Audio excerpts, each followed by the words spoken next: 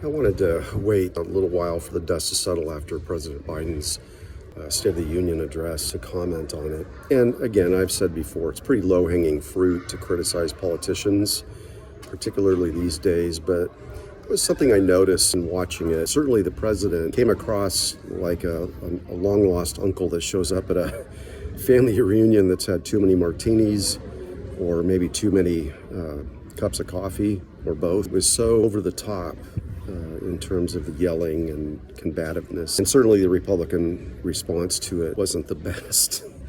Came across a little strange. And then you had Marjorie Taylor Greene during the State of the Union acting like a petulant toddler. And it reminded me of, and I've written about this in other places, about how if you've ever watched the British House of Commons, there is a give and take that happens between the MPs, as they call them, and the Prime Minister and the Speaker, and some level of decorum there, which increasingly seems that we will never reach that place of decorum anymore in our political dialogue, and certainly not in the State of the Union. You just have giant toddlers on both sides that don't know how to deal with the situation in a way that would share it with the next generation. Maybe there is some idealism in politics, or maybe there's some maturity, but I couldn't help but thinking about how people respond who are not particularly political, and they're watching this thinking, I don't want to be either of these.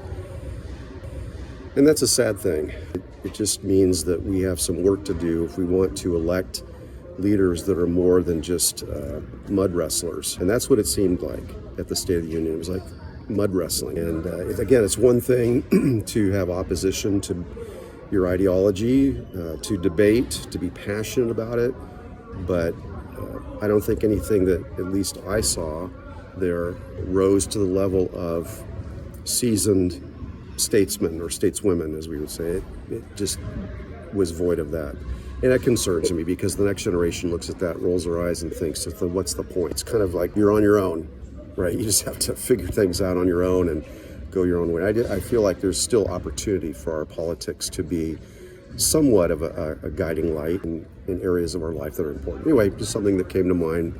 I look forward to your comments about it.